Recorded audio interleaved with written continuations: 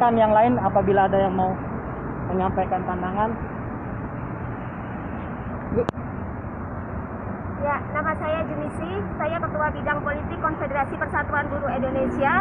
Hari ini kami memang menyatakan secara resmi penolakan dari Konfederasi KPBI bahwa Permenaker 2 2022 adalah merugikan kaum buruh. Kenapa? Karena Permenaker ini dibuat tidak sesuai dengan kemendesakan kebutuhan kaum buruh. Sebagaimana kita tahu bahwa kenaikan upah buruh tidak cukup signifikan, ada PHK massal, ada situasi pandemi yang belum juga berakhir, dan kita sebagai kaum buruh dirugikan, dan kita minta supaya Ibu Menteri Ida Fauziah yang tidak ada henti-hentinya membuat peraturan dan kebijakan yang merugikan kaum buruh untuk segera mencabut Permenaker 2 2022. Selain itu, kami meminta kepada Presiden Jokowi untuk juga berkoordinasi dengan Menteri Tenaga Kerja untuk menghentikan segala tindakan yang merugikan kaum buruh, karena semasa dalam jabatannya Ibu Menteri selalu membuat peraturan yang merugikan kaum buruh.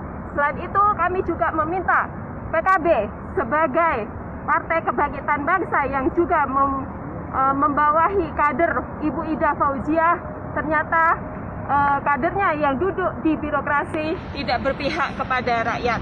Kita minta kepada PKB untuk juga bertindak. Terima kasih.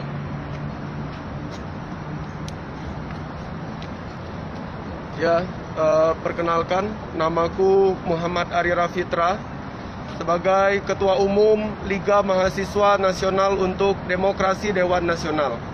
Hari ini elemen DDN bersama Konfederasi Persatuan Buruh Indonesia dengan tegas menolak Peraturan Menteri Nomor 2 Tahun 2022 karena kami menganggap bahwa peraturan yang mengatur tentang jaminan hari tua bisa diambil di usia 56 tahun itu semakin menyengsarakan kaum buruh Indonesia. Mengapa demikian?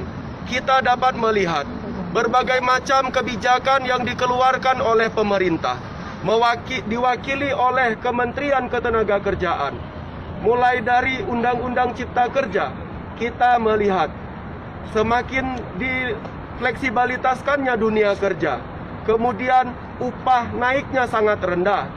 Itu semua tentu saja akan berdampak kepada kehidupan kaum buruh yang semakin susah. Flexibility dalam dunia kerja akan semakin banyak menyebabkan terjadinya pemutusan hubungan kerja. Pertanyaannya, ketika terjadi pemutusan hubungan kerja, ketika JHT tidak bisa dicairkan, siapa yang harus bertanggung jawab agar supaya buruh dapat terlindungi untuk menjalankan kehidupannya di kemudian hari?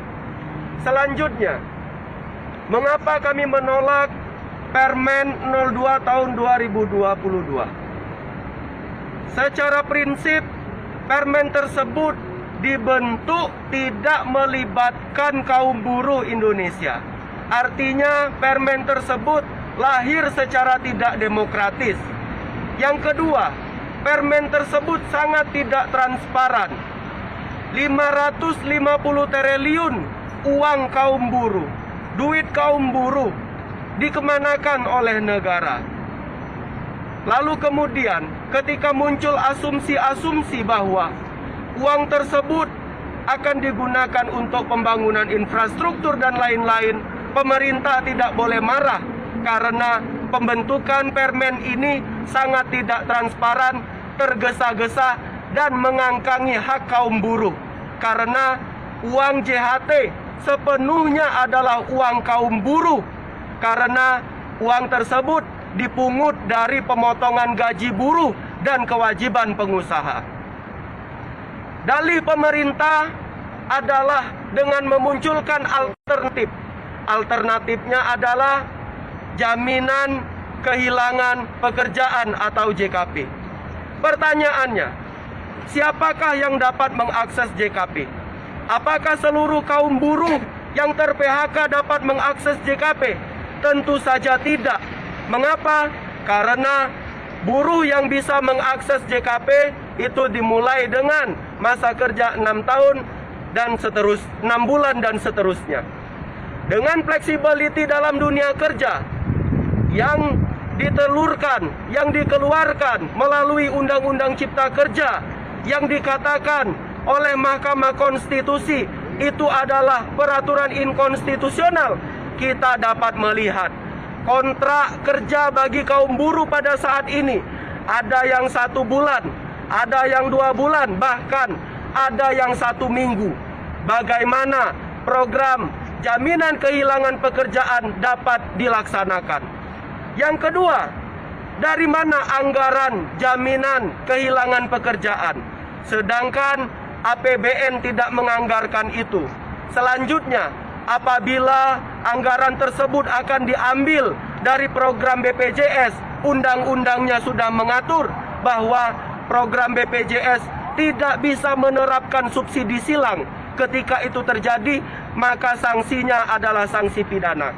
Maka untuk itu, kami mengatakan ini adalah akal bulus, ini adalah tipu muslihat, ini adalah penipuan publik yang dilakukan oleh pemerintah melalui Kementerian Ketenagakerjaan dalam hal ini menerbitkan Peraturan Menteri Nomor 2 Tahun 2022 tentang pembayaran jaminan hari tua.